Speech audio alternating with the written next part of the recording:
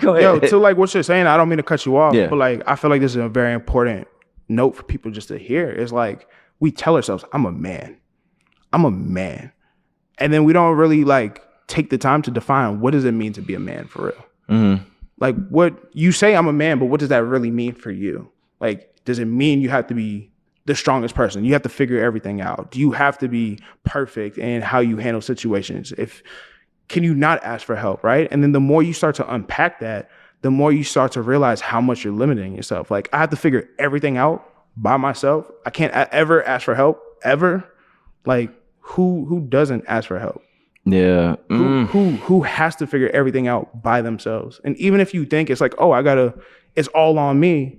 A lot of times it's like, even to figure out that situation, typically you have to go somewhere else. You have to talk and interact with other people. So it's not necessarily all on you. You just convince yourself that everything is on you. And that's how a lot of times that's how we perform our masculinity. And that's why it's toxic. Because it's like, dang, like if you need help, you need help. It is what it is. And see, I feel like I don't typically have a problem with that. I don't mind asking for help most of the time. Sometimes I might struggle with it a little bit, but it's just weird how I experience both of these things. Because it's like, all right, I know I can talk to certain people, but at other times I don't want to, because like I'm thinking about myself as a man, but I also think about myself as a human, as a son, because I've been able to talk to my parents about different things. And it's like, whether it's male or female between my parents, I can talk to them about these things, but I still feel like I can't always share, because like I want to make sure that I can handle these things on my own. And I feel like I'm getting lost in what I'm saying just a little bit, but I'm trying to always make sure that I know what I'm experiencing. I'm losing my train of thought. I'm not gonna lie, because like you saying so much, and just me being a man and trying to think about how I can take in information and share everything is, I don't know, man.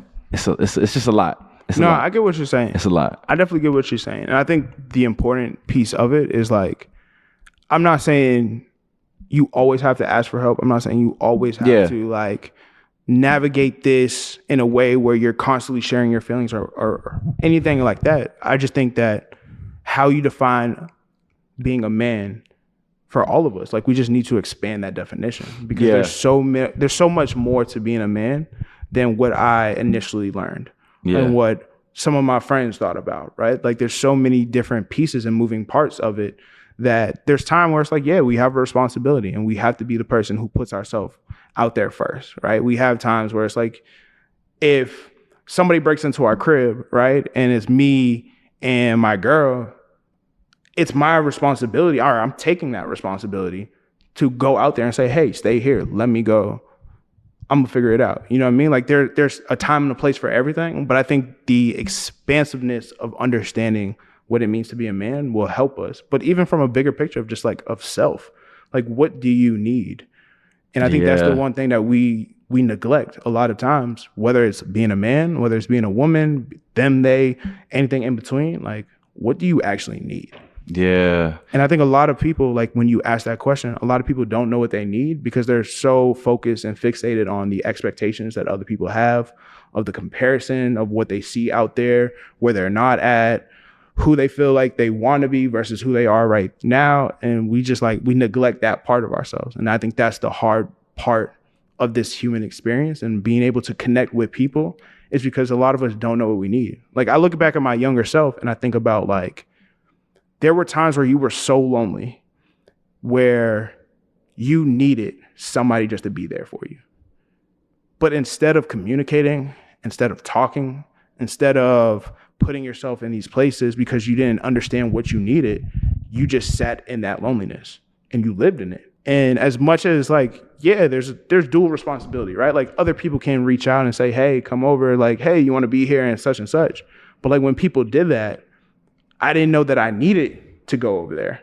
So rather than being like, yeah, I'm coming, I was like, nah, I'm cool. Y'all don't even want me here because I didn't know what I needed. Okay. So from basically since you were a young child up into this point, what would you say are the things that you've needed? that you personally have needed? I would say I needed somebody to tell me it's okay to show up how you are. I needed somebody to tell me not to put so much pressure on yourself that it's, if you say something like crazy or random, or if it doesn't fit, like, you still belong here, right? Like, I needed somebody to say, like, I hear you, I see you, like, you are good enough, like, you are loved. Like, I needed all that. And it's not to say that I never received it, but I didn't receive it consistently. And I think that's where I struggled with, because it almost felt that dissonance of like, my parents love me. My parents always like were very emotionally effective. I love you. I care about you. You look good. You're confident. Like, I used to get all those affirmations from my parents. But then when I went outside the world and I went into the environment and I didn't receive it, then I'm confused, because I come back home and it's like, well, I'm getting this messaging from my parents, but outside I'm not getting the same messaging. So are my parents lying to me, or are they just being nice? Oh no, that's just how parents are supposed to be. But when I'm out here in this environment, I'm not receiving that same messaging. So maybe, okay, let me put on a mask and let me try to be everything that they need from me. Let me fit in. Like, oh, you all listen to this type of music? All right, cool. Let me start listening to this type of music just so I can fit in. Not for my own enjoyment. I just want to fit in. And I think that I just needed somebody to let me know, like, bro, who you are is enough. How you show up is okay. Like, if you don't fit into this group, it's perfectly okay, because you'll find your people. That's what I didn't get.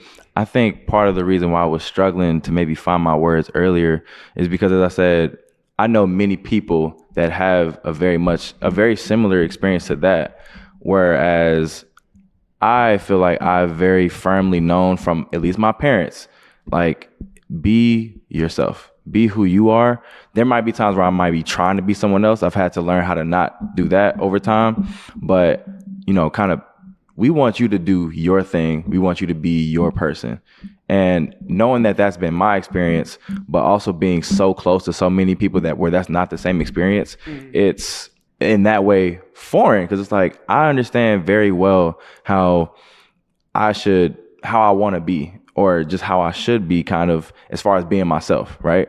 But then I see how other people have had obstacles in their journey where it's like, your parents want you to do this because they want that. Or, you feel so strongly that you need to do this in society that you feel like you have to do that. Whereas I've kind of gone against those kinds of things for a long time. It's like, look, I consider myself a cool nerd from the get-go. I was like, I'm into anime, I'm into video games and all these kinds of things. I thought they were weird. And I was like, okay, it's weird to somebody, but this is who I am and I'm okay with that. But I know some people have really struggled with that. They tried to fit in. Not that I've never tried to fit in, but I was also okay with, I kind of don't. I'm okay with that. I think where I fell into that was, I felt like there was pockets of people.